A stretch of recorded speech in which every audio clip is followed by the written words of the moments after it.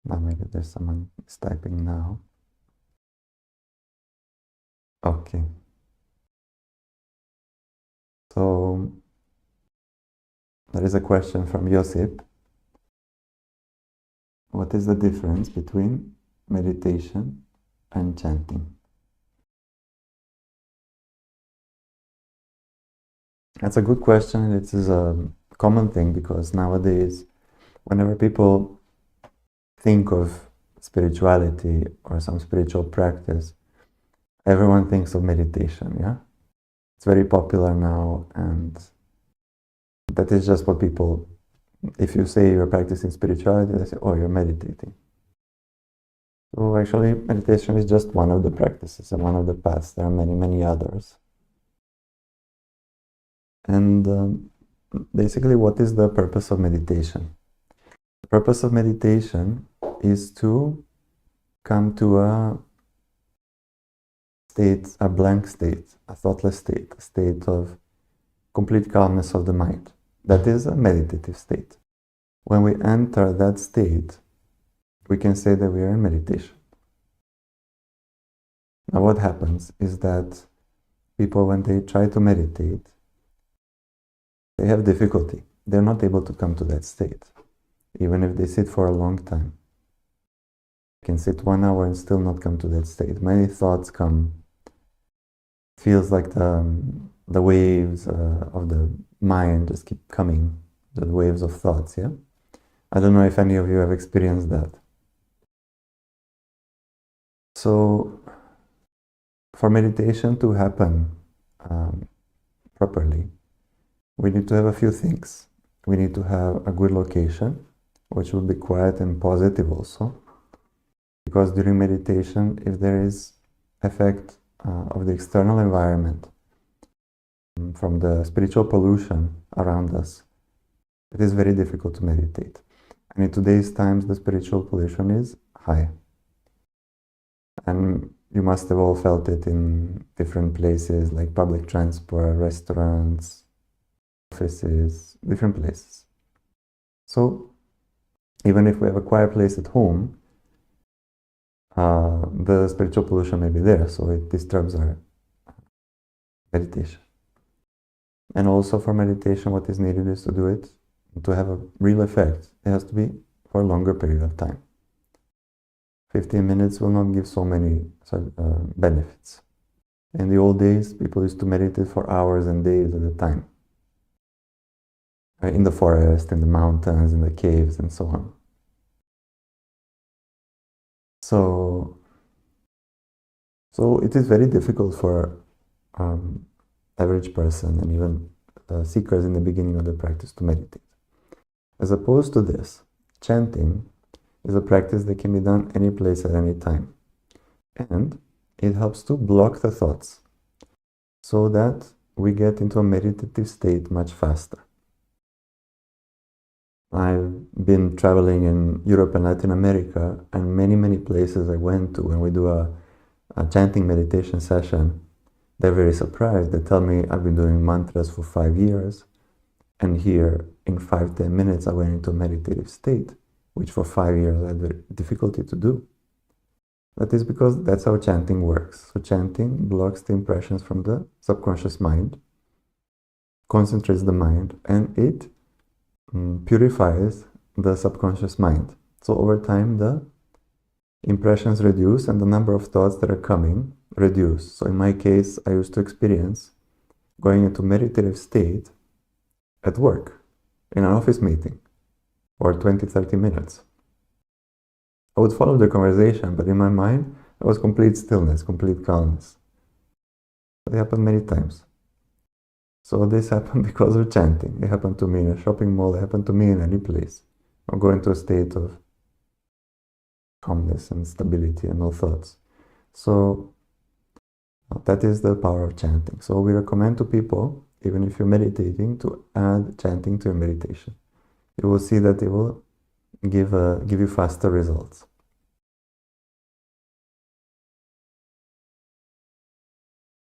I hope this helps and it clarifies it. So Parsha asked, I have difficulty saying Ya Allah. It is easier just saying Allah. Can I just chant Allah? So, Parsha, yes, you can chant just Allah, no problem. Basically, just to clarify for others, we have chants as per different religions. If someone is connected more to their religion, they can chant as per religion. If someone is not connected, they can chant the universal chant. So for Buddhists, it's Om Namo Buddhaya. For Christians, it's Jesus or Hail Mary. And for Muslims, there are different chants. There is Ya Ali, Allah. There is, there are a few more on the website, but Allah you can do. It's a shorter version. And basically, the principle is that the divine energy, divine principle, is in the name. So if you repeat the name, then you will get the benefit. So Allah is a name, so you will get the benefit. So you can continue, and if it helps you to be simpler and connect better, that is good for your spiritual journey, for your spiritual growth. I hope this helps. Parisa, nice to see you, Parisa. I think I saw you a couple of weeks ago also. Is seeing pleasant light when eyes are closed during chanting with a blissful mood a sign of spiritual growth? So, it is a spiritual experience. So it does not have to mean that it is a sign of spiritual growth. We get all kinds of spiritual experiences. Spiritual experiences are there to help motivate us, to show us that we're in the right direction. They're a gift of divine gift that helps us to understand also the spiritual dimension. So it happens, many people who do spiritual practice or who do chanting, they get different kinds of experiences. And many also see different kind of colors, lights, and so on. So that is a good experience, Parisa. It is nice that you're able to see. That does mean that you do have sixth sense and that you do have a divine connection. But just because we receive the spiritual experience, we should not conclude, okay, now I've grown. Growth, we can more understand if we, one thing is we ask others around us to see if they feel a change or if we observe the change in us. So if, let's say, we have a spiritual experience like you shared, and it used to happen for like 30 seconds, but now it's happening for 10-15 minutes, then yes, there could be a sign of growth. It happens often. So any kind of improvement, or if before I had more thoughts and I have less thoughts during the day, that is a sign of growth. Or if I'm acting in a more positive way, with more love towards others, more understanding of others,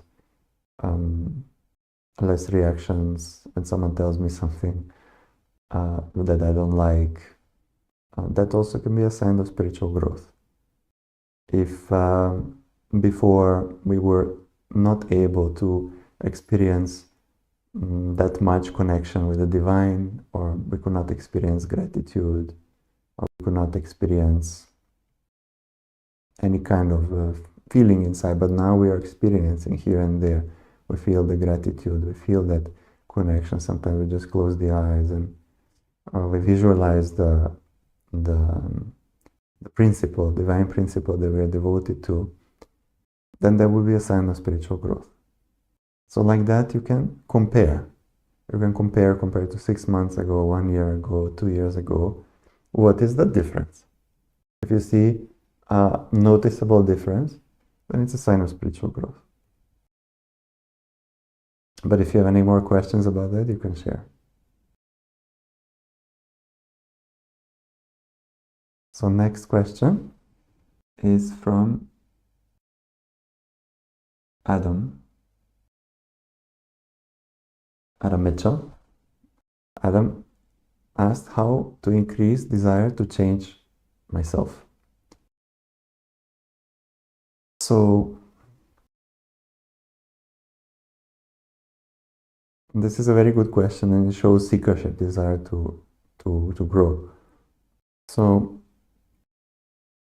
to increase desire to change ourselves, one thing is that we should study how we are, how we are behaving, how we are thinking, what we are feeling, how we are reacting to situations, how we are impacting others. So many people, they don't really want to change, or some they don't believe that it's possible to change. Many times people say people are just how they are and they cannot change. Definitely it's possible to change. We have many cases. We just need to know exactly what to do and have proper methodology. But I think one of the reasons why people have less desire to change is because they're used to doing things in a certain way and they don't realize what is the impact. And the things can be better. So if you study what is the impact on others, what is the impact on self, let's say that I have worrying nature. I worry a lot. So then I'm in that worry. I feel it's part of me, it's been there my whole life, it's just how I am, yeah? But that is more superficial thinking. We should think more deeper. So we should think, why am I worrying? What am I worrying about? How is this worrying impacting me? How am I feeling when I'm worried? How is it impacting my life? And if we study like that, we will see that this is not a good thing. I don't want this. The moment we say, I don't want this, I want something different, there is desire to change.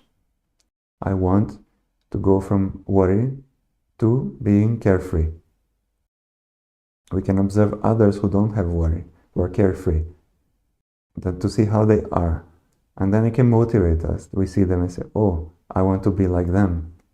What do I need to do? How I will reach that? The same for, let's say, anger. With anger, I'm impacting my family members, my colleagues, my friends. I'm getting stressed, my blood pressure goes up. There are many side effects of getting angry. It doesn't lead to good things. So, okay, all of this is there. I want this anger to reduce. I want to come to a state of calmness, of more being nicer to others. Then the thought comes, okay, what do I need to do? So if we think about it, then we will want to change. And then when we put it into practice, not just thinking is not enough. I think, okay, I want calmness, I will be calm. It doesn't work. We have to work on it, just like anything in life. So if we work on this daily, then desire to change will increase because we will start noticing changes. And then after working on anger, when it reduces, we will feel, okay, what's next? What more can I change? What more can I improve? This is so good. I feel so much better. Oh, I have impatience. Okay, let's work on impatience. I want to be more patient. So like that, step by step, we study, we put into practice, we get the experience, and we go to the next thing. Like that, we keep growing and changing. So I don't know if this helped everyone else in the live stream. If any of you have some things that you would like to change, you can share in the chat. We have the next question from Elena. Elena asks, how can I better understand the spiritual saying, I don't have the right to get angry, and apply it in my spiritual practice?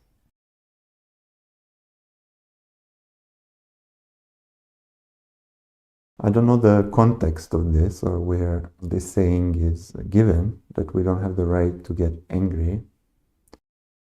I don't think it's so much that we don't have the right to get angry. because anger just comes on its own, yeah? So it comes because of the impression that is in the mind. So it is something that many people have. Yeah? Most of the people have some level of anger. Some have more, some have less. So it is more to see that I don't have the right to let my anger impact others. So that kind of right I should not take for myself. Because if I'm angry, other people should not suffer for it. It's not their problem. So we can keep that perspective. That okay, anger may come, but it should not impact others. So what do I need to do about it? And there are some situations in life where, yeah, it's true, we may not have right to get angry. For example, if we are given something as a gift, yeah, something, and instead of feeling gratitude, we feel like, what is this? It could have been better, or something like that. Then it would not be proper, yeah. So in that context, maybe it can help. But if this perspective helps, that I don't have a right to get angry, to convince the mind that anger should not be there, then you can continue thinking like that also.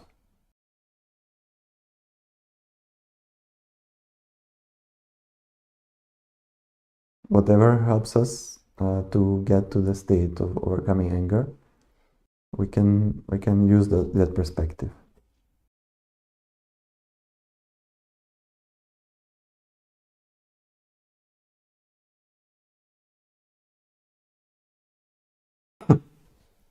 We can go to the next question from Jay, that it was shared in one satsang, one spiritual meeting, to see God in other people.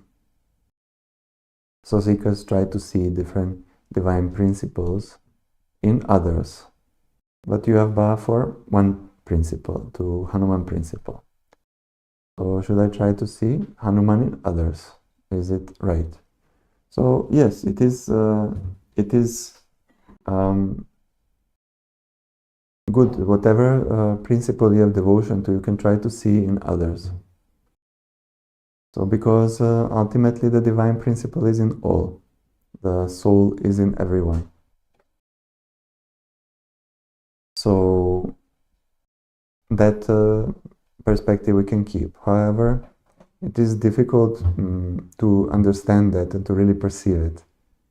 To be able to perceive that, we first have to perceive it in ourselves.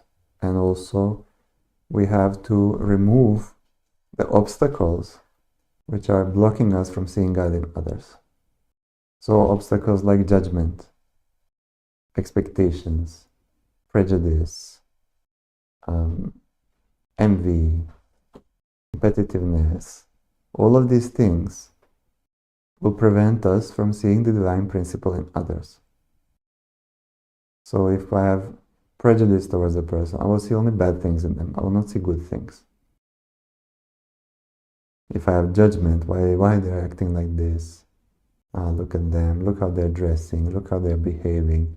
That is external, extroverted thinking. So if we're looking at the body, behavior, all this, how we can see the divine principle? It is inside. So instead, we should look at the qualities in others. Because all qualities are divine. They come from the divine source. So if someone is humble, then we can appreciate that and see it as a divine quality. If someone is, let's say, calm or loving to others, we can also appreciate that quality. So if we look at good things in others, then slowly, we'll be able to perceive more and more the divine principle in them. But for that, we can work on reducing what are called personality defects, like what I shared, judgment, expectations, and so on, which block that feeling. And also, if we do spiritual practice, and if we increase our spiritual emotion, we'll be able to perceive first the divine principle in us through the divine consciousness, through the different experiences, the feelings that we feel inside, and then we're going to be able to experience it around us, in other people, like that, step by step. So we can make efforts also to increase spiritual emotion with prayer, gratitude, to receive more divine consciousness through chanting. In that way, it will grow. Anna S. asked how to increase conscious efforts for spiritual emotion throughout the day. Which perspectives can help us to awaken spiritual emotion? So spiritual emotion is a feeling of intense presence of the divine. That is the definition of spiritual emotion. It is not intellectual. It is an experience. But it is not in our hands when it will come and in what form it will come. We cannot say, right now, I will have spiritual emotion. So I will pray and there it is. It will not happen. It doesn't happen like that. Because it comes from the divine. So it comes to us. So what do we need to do so that it comes, that it gets activated in us? So some simple tools or simple practices that we can do is throughout the day to pray, but to pray without expectations, to pray to be able to see the divine principle in others or in the nature or in the environment, to pray to learn from situations, to pray to grow, teach me how to grow, help me to accept situations, help me to overcome things, help me to increase the quantity and quality of my spiritual practice. Different kinds of prayers like that. We can do throughout the day. We can pray when we are having meals, that let this meal nourish me with spiritual energy so that I can continue with my day and continue with my spiritual practice. And we can also express gratitude. We can express gratitude for so many things. If we really think about it, we could be expressing gratitude all day because we receive so many things. We have received a family which takes care of us. We receive support from society in terms of doctors who are helping us when we are sick, teachers who help us in school to teach us. We receive help from the elements of nature. We have air so we can breathe. We have water so we can live. We have food so that we can have energy. We have heat so that we can be comfortable. All this comes from the elements: earth, water, air, fire. We can be grateful to the divine elements which sustain us, sustain the whole planet. We can be grateful for the clothes that we have. We can be grateful for all these small kinds of things. We can express gratitude. We can also express gratitude for knowing about spirituality, knowing about spiritual practice, for being able to do spiritual practice, for getting knowledge, being given knowledge, for being given guidance. Many, many, many things. If we think about it, we can make a list of how many? 100 things, 200 things we can be grateful for. So we can select 10, 15 things, and every day we try to, whenever we can try to express gratitude. We can plan it also. I will express gratitude 5 times a day. Then we try like that for a week and see how we feel. So we can take it as a action point. You can practice during this week to practice gratitude throughout the day, and then see how you feel. And next week, if you come, we will be happy to see how it went.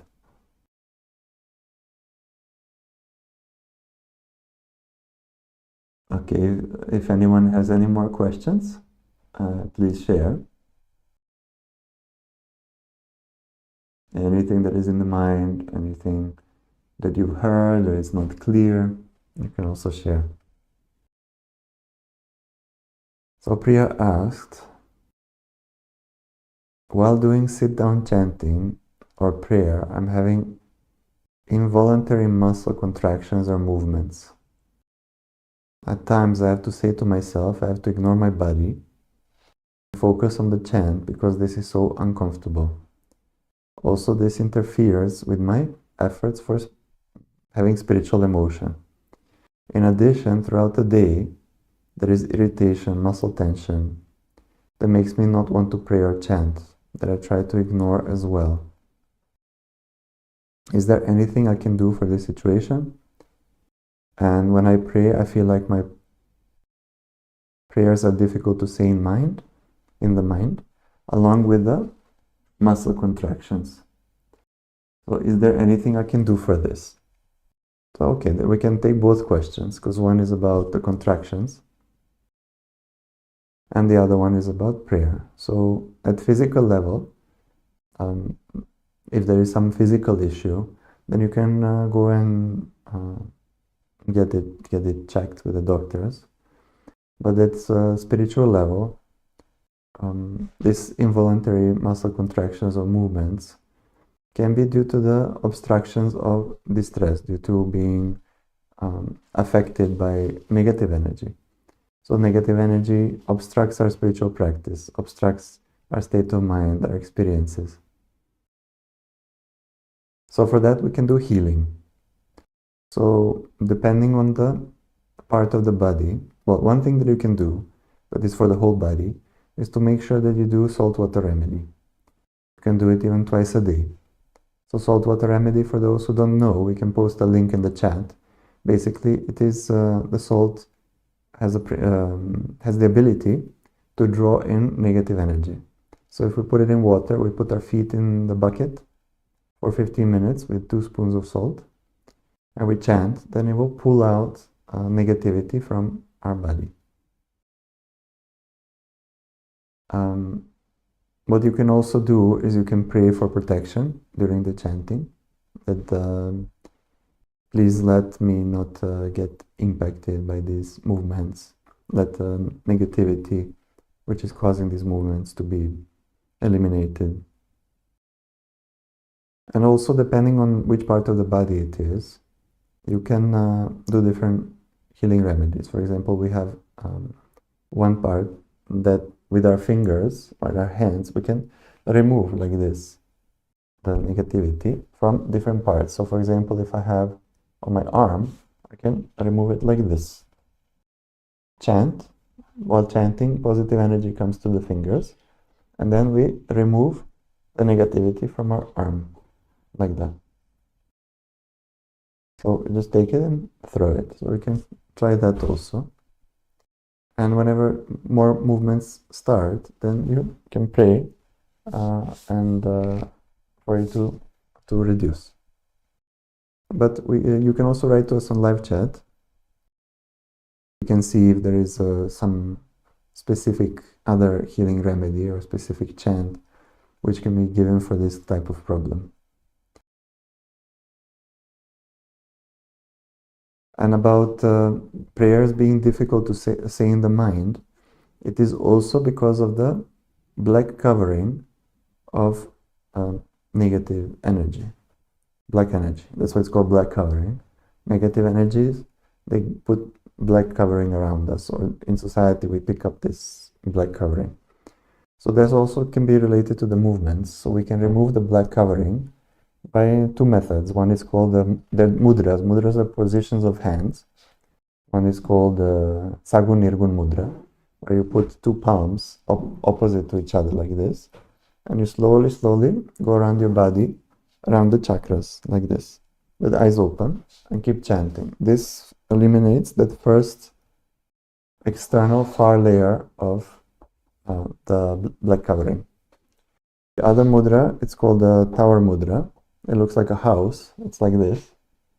And you can just do the same movement and move it around the chakras. And usually when we cannot pray, it means the head is affected. So this area, this part right here. So you can do more around your head.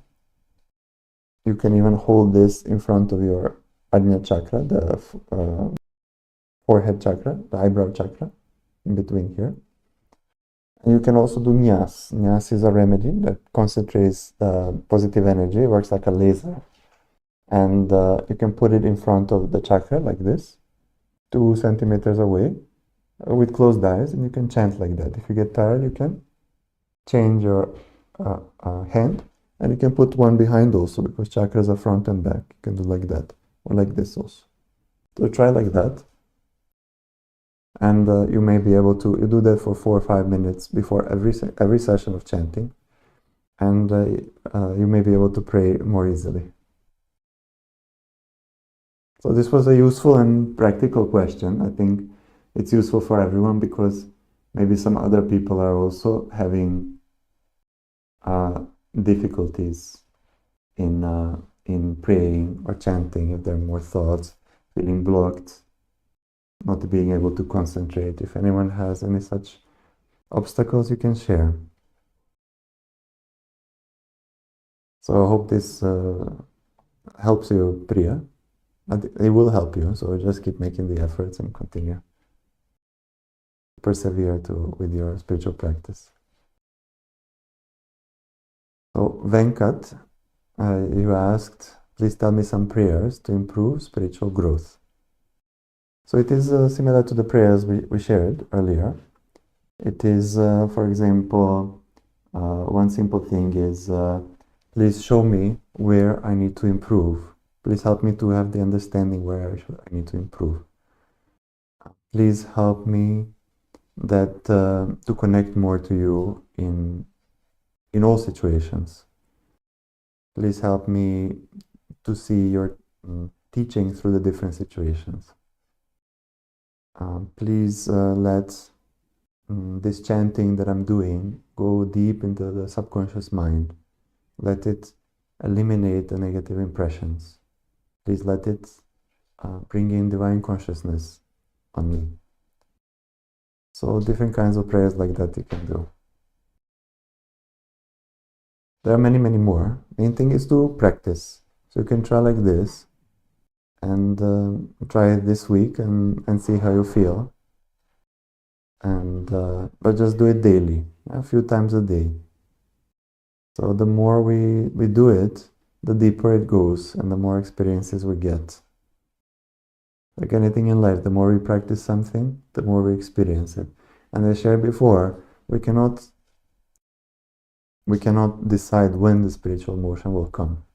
But we have efforts in our control. And if we keep making the efforts, at one point, spiritual emotion will activate.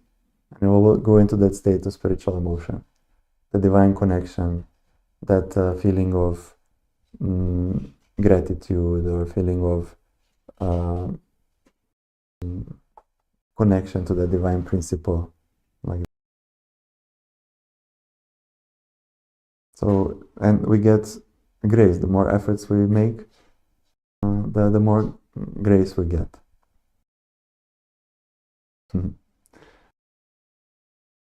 So it is like a child who calls to their mother. Then if the child keeps calling, mother will definitely come, yes? Mother is not going to ignore. So we keep doing like that, and then we will get divine help. SS asked, whenever I chant during daily activities, I get distracted and realize about distraction only towards the end of the activity. This way, 2 hours of opportunity time gets wasted. I think you mean that 2 hours of the available time that you have, which is an opportunity, gets wasted. Okay, please give me some advice. Okay, so this is a common thing actually, as your initials. So as we progress spiritually, then we get distracted less and less. As the mind calms down more, as the impressions in the mind reduce, as the negativity which is impacting us reduces, then we have less and less distractions. So I don't know what kind of, here it's important what kind of distraction you have actually. That's one thing I didn't ask you, is am I distracted because I'm thinking about what next I need to do? So I'm sitting for chanting and I'm like thinking that, I have to clean the house, then I have to go shopping, then I have to take care of the children and so on, so we cannot chant. Or is it more the distraction that I try to chant and then I can't concentrate and mind goes in many directions. I get many thoughts, start daydreaming.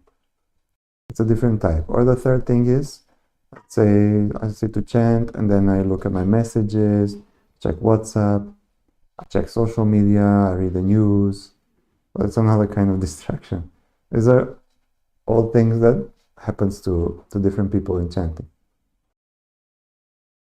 So for the first one and the last one, you can do auto-suggestions. Auto-suggestion is a phrase that we repeat to ourselves that goes deep into the subconscious mind to change our behavior and habits.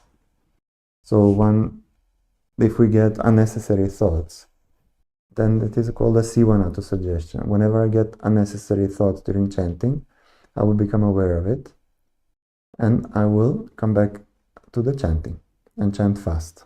It's a simple one. So you can repeat that in different sessions during the day. You need to repeat only 5 times in one session. And you can have 3, 4, 5 sessions in the day. So after a few days, it will help to give awareness, because you said you don't get awareness. You realize only towards the end. So 2 hours pass. If you do these auto-suggestions, it will increase your awareness. You will become aware of it within a couple of minutes or within 30 seconds even. So we need to take those auto-suggestions. If it's an activity like the phone, then you keep your phone outside of the room where you're chanting. That's a simple solution. Out of sight, out of mind. So you go for chanting in some area and you keep your phone somewhere else. And don't answer messages, don't look at things during that time.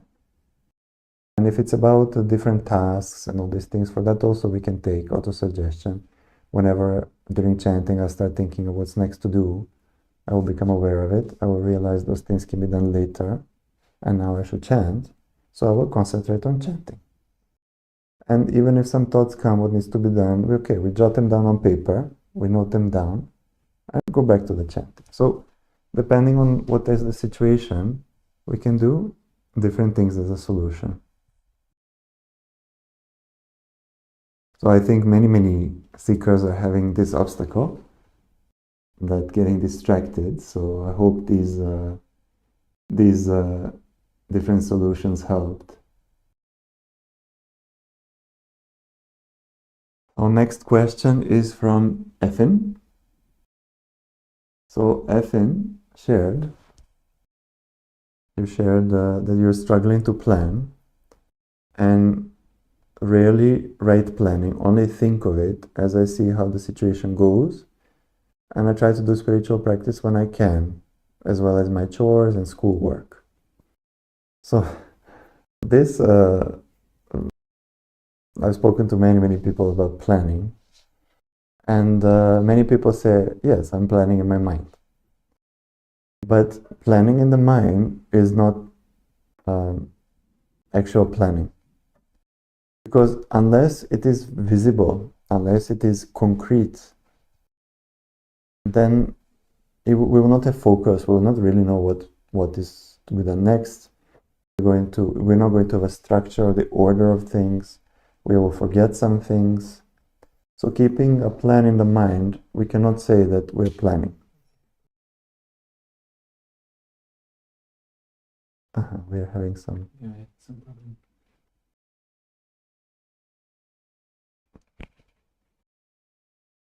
Now they can hear you. Now you can hear me? Okay, they told me there was some audio problem. So and for anyone who is saying that they plan in the mind, we should put it down on paper or on a mobile device or on the Excel sheet or something like that on the computer. And we can make a simple plan, like today I will do these 5 things.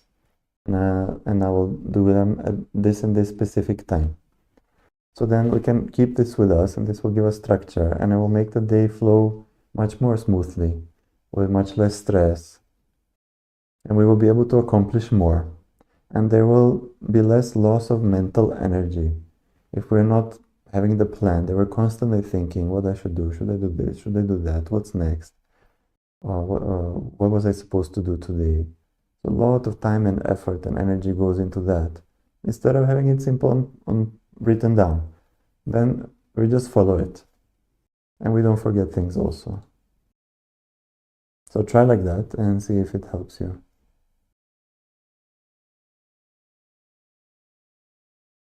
Okay, SS, you asked another thing. I want to chant while cooking. I start with chanting, but get carried away with other thoughts. So,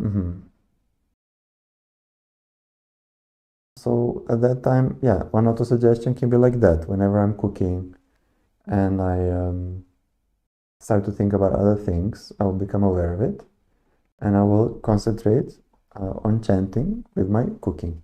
One nice thing about chanting with cooking is that it helps everyone. Because when we chant while we are cooking, then because we are holding, let's say, a spoon or holding the pot, then that energy of the chant goes into the food. So we and whoever else in our family eats that food, they get the benefit. So we can remember that this is the benefit, this is what I would like, and that will help us to chant more. And we can also stop during cooking. We can stop after 15-20 minutes. We can pray that we can express gratitude for the food, or please help me how I can cook this while chanting. And then we continue with the chanting. But it is very good that you want to implement doing spiritual practice with your daily activities. That is very good, because this way we stay in continuous connection and our spiritual practice continues throughout the day, not just in the, let's say, 1 hour that we have set to sit down and chant, but it happens throughout the other times as well.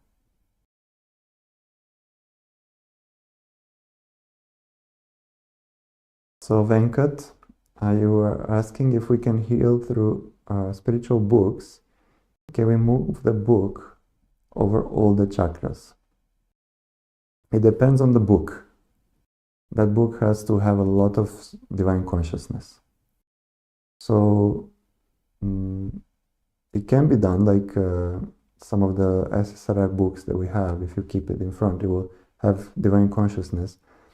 But we recommend, instead of using spiritual books, because what happens is that when we use the book, even if it has divine consciousness, then if we are using it to remove negativity around us, the book can get affected. So later when we read that book, then we may get affected by it. So it is better, instead of using a book, to use the different remedies which we have discussed. So you can use the nyas, holding in front, the different mudras to remove the black energy covering, and you can use a box instead.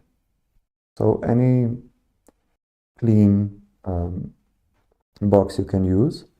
It can be, let's say, if you want to move it around your chakras, it can be small size or it can be medium size, like that. If it's a bigger box, it will cover a bigger area. It will have more impact. So you can slowly move the box in front of yourself and around your chakras. Anyone here who is in the live streams on YouTube and Facebook, you can try this at home to get a box and do like an experiment, if you have not done it, to put in front of your chakras and see what you feel. You can try with closed eyes to move it around slowly around the different chakras. Basically, the box is a representation of the absolute ether principle. Ether means like empty space, vacuum.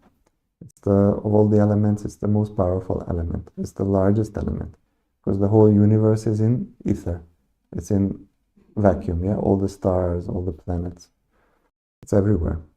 So it has the ability to draw out negative energy, and it has also the ability to give us positive energy at that ether level. So you can use the box, and after using it, you put it in the sun, or you can purify it with the SSRF incense, which are used for healing, and use it the next day. But if you don't have the incense, you can keep it in the sun for 2 to 3 hours. It gets recharged.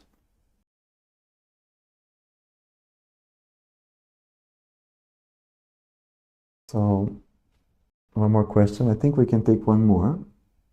We have a few more minutes remaining. So, a question from Elena.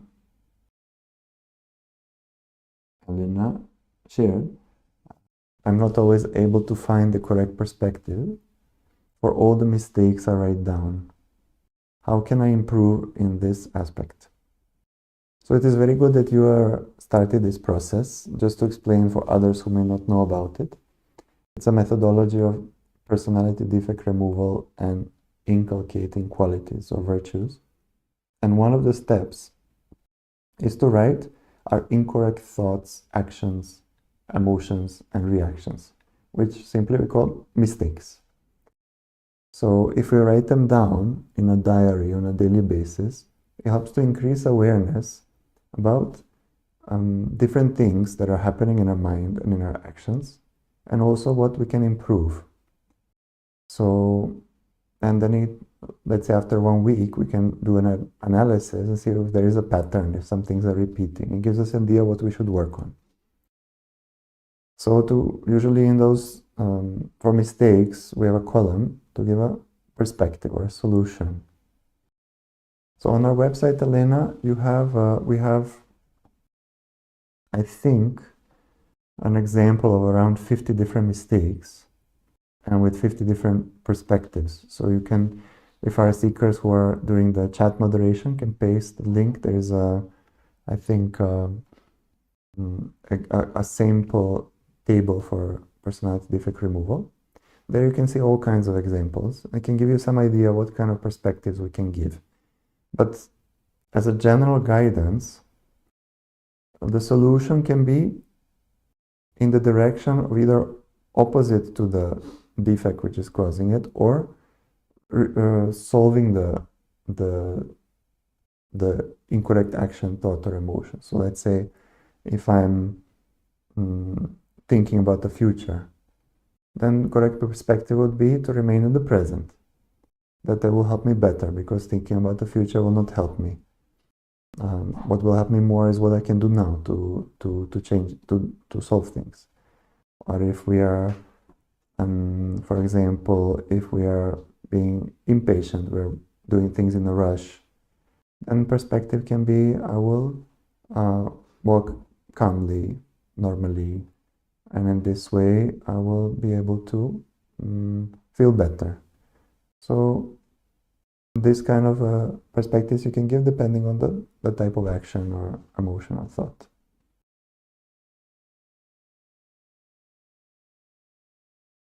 Okay, there's one more, so yeah, we still have time. Okay, we can take one from Anne Swantek. Namaskaram. How to connect with the loved one, with one loved one. So this is, I'm not sure of the full situation. We will need to maybe give some more details. But in generally,